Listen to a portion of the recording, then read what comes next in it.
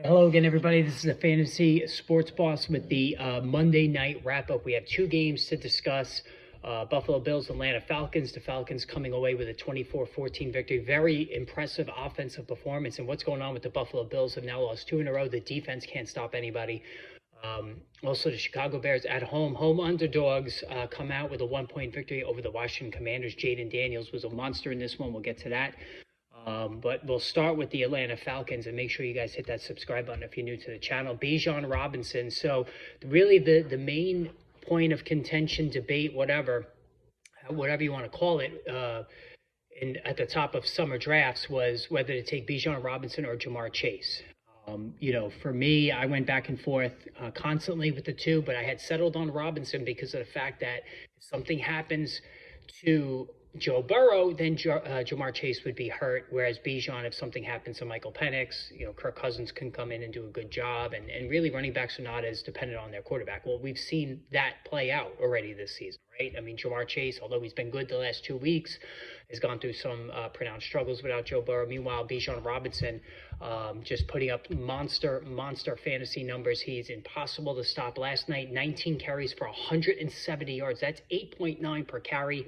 Very explosive player, one rushing touchdown on the ground, and then he goes 6 for 68 in the passing game. So if you just take the receiving part of it, he had like a low-end wide receiver 2 performance at the running back spot, not even taking into consideration 170 rushing yards and a touchdown. So 30-plus PPR fantasy points, just a monster game for him. And how about Drake London? Wow, 10 for 158. This is a very, very concentrated target tree. And we saw this at the end of last season when Michael Penix became the starter, how he really almost like Matthew Stafford does, just incessantly locks in on his number one guy, and that's Drake London by far. And London was a monster like I said, 10 for 158 in the score. He's been unbelievable his last 2 games.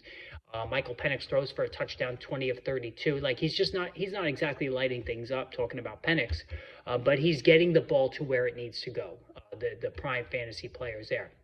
Now, as far as the Bills, Josh Allen did Josh Allen things. 15 of 26, accuracy wasn't great. 180 through the passing game, 2 touchdowns, but also 2 interceptions, right?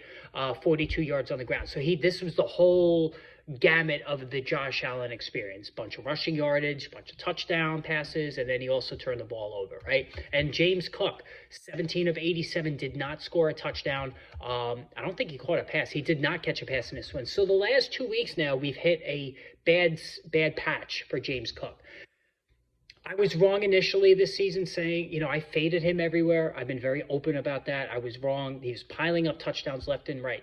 However, the last 2 weeks, this was my point. When he's not scoring, James Cook, who's not always involved in a passing game, sometimes when he's not scoring touchdowns, his production could be very ordinary, right?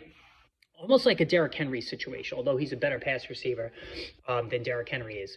Didn't catch any passes in this one. The one positive here is 17 carries. We didn't see Ray Davis at all.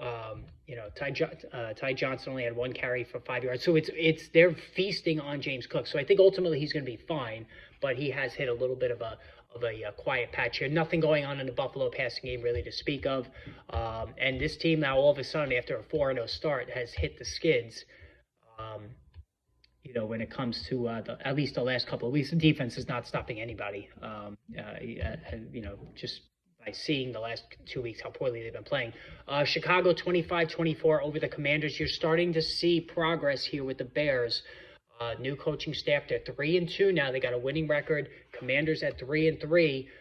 This is no fault of Jaden Daniels, who is unbelievable. We'll start with Jaden Daniels in this one. He threw an early interception that would have been a short touchdown. 19 of 26, 211 in the passing game. 3 touchdown passes, right? That was the big deal here. 52 on the ground. So Jaden Daniels, who's right there in my opinion, with Josh Allen, and now I think Patrick Mahomes has to go right back in that top tier as well, the way he's been playing this season. And Lamar Jackson, he's in that group. Like, that's the big 4 now. Joe Burrow's hurt. I don't think Jalen Hurts is in that top 4.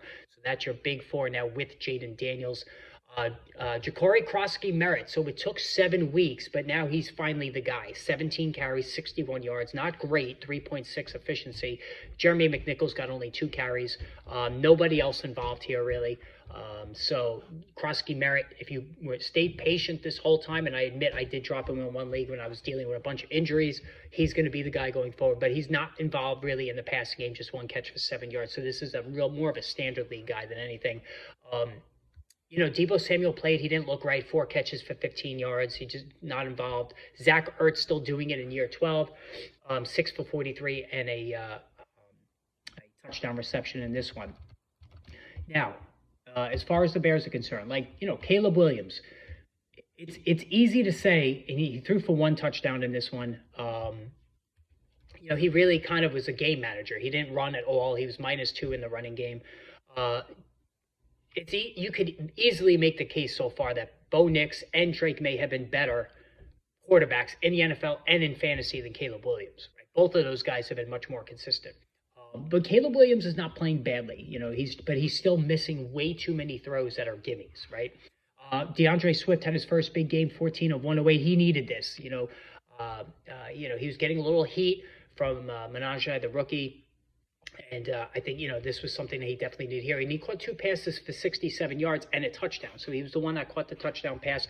DJ Moore, 3 for 42. It has been an outright disaster for DJ Moore. He's really a flex guy and nothing more. Roma Dunze, 2 for 32. He was a no-show in this one. So it was really, just the running game, DeAndre Swift, and not much else in this offensive attack there. So anyway, so that's what I saw out of the games last night. Make sure you hit that subscribe button. And I apologize yesterday about the stream. We had the nor'easter here in New York. Power was going in and out, so I wasn't able to get that going, and I apologize for that. But there'll be more videos coming your way later on today, so stay tuned for that.